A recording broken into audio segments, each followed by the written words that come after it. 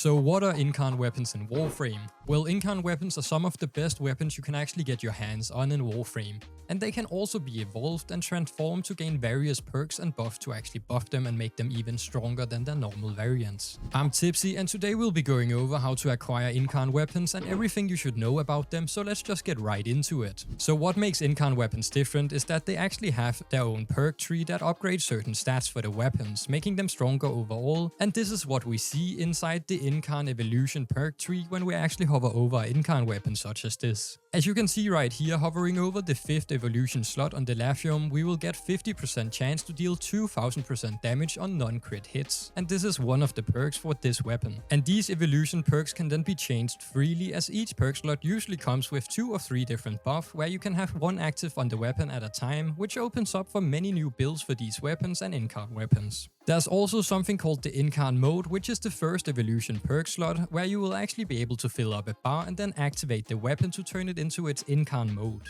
This usually makes it a lot stronger while you have the Incarn mode active, and how and what the Incarn mode actually does can be seen when hovering over the first perk in the evolution slot tree on the Incarn weapon. And sometimes this might even completely change how the weapon actually works, like seen here. Like the turret going from shooting a little AoE ball into a laser weapon that AoEs enemies in range. Or the Strun shotgun turning a normal shotgun into an explosive one that actually does good amount of AoE damage in the targeted areas. Or the dual Icos going from a normal fast-paced melee weapon to actually when enemies die, they will turn into an AoE damaging cloud that will spread for each kill for a short amount of time. And many more wild transformations can be found in these Incarn weapons, so look forward to them. And as mentioned, to activate the Incarn weapon, it should be shown in the first evolution slot. So first you want to unlock the first evolution perk tree, and by hovering this, it will then show you how you can actually charge your Incarn mode and activate it. Which is usually on ranged weapon, hitting weak spots to charge the Incarn mode and then hitting your heavy attack button to actually activate the Incarn mode. Where on melee weapons you usually want to gain a 6x combo and then hit the heavy attack to actually activate the Incarn mode.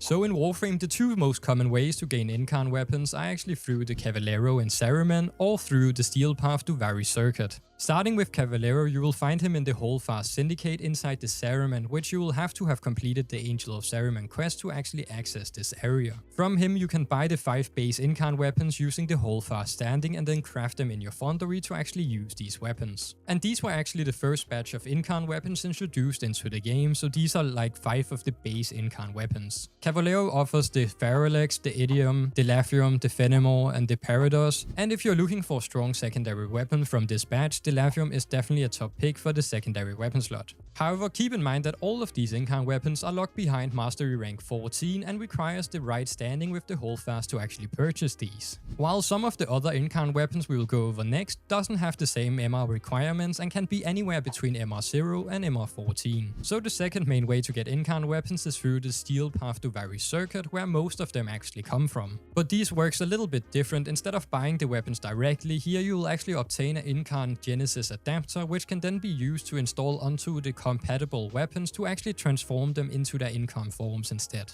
So you only need to be able to equip the base weapon, so if you're only MR6 and you actually have a weapon that can turn into an Incarn weapon, you could already begin using Incarn weapons before MR14. But there's also a few extra Incarn weapons added through other sources. For example, the Onos or the Vuvex are actually obtainable through the Albrecht labs. You can either buy these from Lloyd for the vessel Caballeros or farm them in the Disruption mission Armatus on Deamos, and these also require MR14 though. Lastly, the newest Incarn weapon added to Warframe is the Thylys, and these can be obtained from Isle Weaver in Duviri after completing the Hex quest, and you can also purchase these from Akratis in the Dormi zone for something called the Scuttler Husk, and the Thylys actually requires MR12 to just use. Now, as these videos do take quite a while and effort to make, it would be greatly appreciated if you hit that like button right here, and if you want to see more, you could also subscribe to get notified for the next video. So most Incarn weapons in Warframe can be found in the Duviri circuit, but they work a little bit different than the other Incarn weapons as mentioned earlier. You will need to obtain a part called the Incarn Genesis adapter and perform a special crafting progress to actually get the weapon completely into an Incarn mode.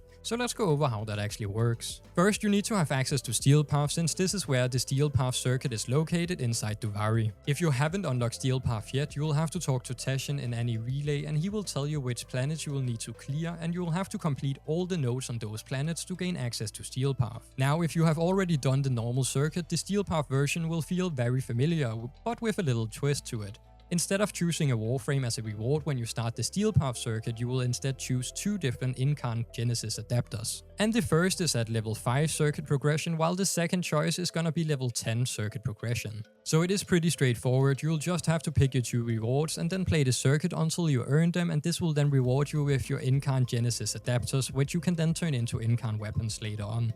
The Duviri circuit also works on something called the rotation system, meaning that the available Incarn Genesis options change each week, and the rotation lasts for 8 weeks before repeating, and everyone shares the same weekly rotation. And one of the best rotations, personally, I would say, is week 5, as featuring all of the infested weapons like the Toroid, the dual Toxicus and the dual Icos, which are definitely some fan favorites for sure. So if you're after a specific Incarn weapon, you will have to wait for its rotation to come around to get its Genesis adapter.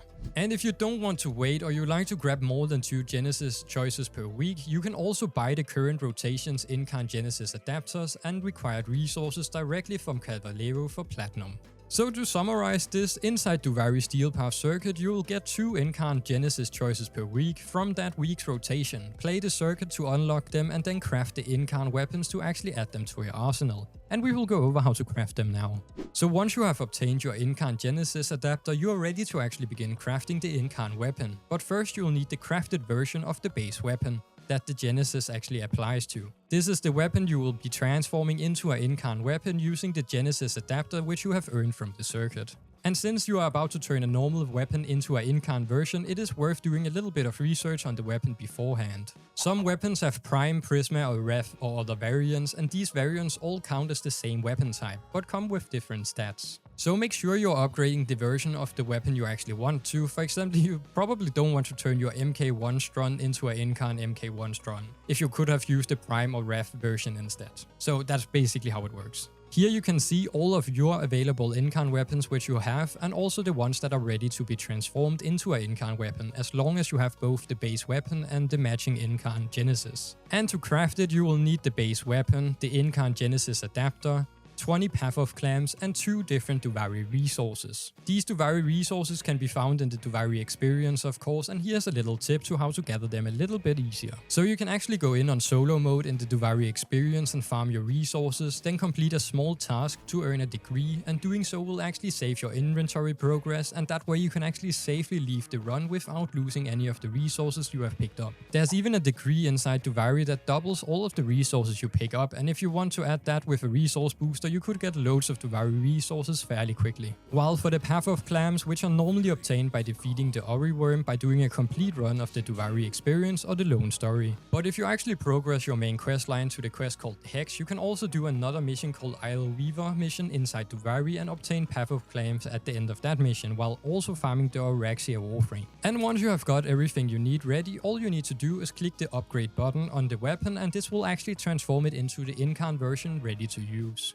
Once you have obtained the Incarn weapon, you can access the upgrade tab either by visiting Cavallero and selecting the Evolve Incarn Weapons option, or directly inside your arsenal by equipping the weapon and looking at the right side. Most Incarn weapons will have around 4 to 5 evolution perks, depending on whether it's a raw Incarn weapon or it's a Duviri crafted Incarn weapon. And the first evolution slot always unlocks the ability to activate the Incarn mode, while the rest are upgrade perks that you can actually unlock by completing the small task, and one for each evolution tier. And each task will tell you what to do, and when it mentions the Incarn form, that refers to charging up the weapon and actually activating the Incarn mode, which is the weapon's special mode, which you unlock after the first evolution slot. And once you then finish a challenge on your weapon, just go back into the arsenal and look at your weapon to see what you unlock and see what the next channel will be as you progress your weapon through the evolution tree. And then you will gradually unlock the full potential of your Incarn weapons. And these can be changed freely in your arsenal, letting you experiment and customize your weapon to fit your build or playstyle. And that's really all there is to it. Get your Incarn weapons, complete the evolution tasks, unlock the different perks, and choose the upgrades that fit your setup the best. And that is pretty simple, right? And with that, the basics of Incarn weapons should be covered, how they work and how to get them, and how to actually craft and evolve them. Now you can start farming for your next Incarn weapon that will absolutely destroy enemies, because these are easily some of the strongest weapons in the game right now. So if you found this video helpful, have gotten the information you came for, be sure to leave a like and subscribe to the channel. It really helps me out and I really appreciate it. Then if you want more Warframe tips, you could also check out my other videos as well, as there's loads of Warframe videos right now. We do also have a Discord server, so feel free to hop in there and become part of the community, so join the Discord. And thank you again to the supporters over on Patreon as seen here. You are really appreciated, so thank you. Stay tuned, stay tipsy, and I will catch you in the next one. Peace out.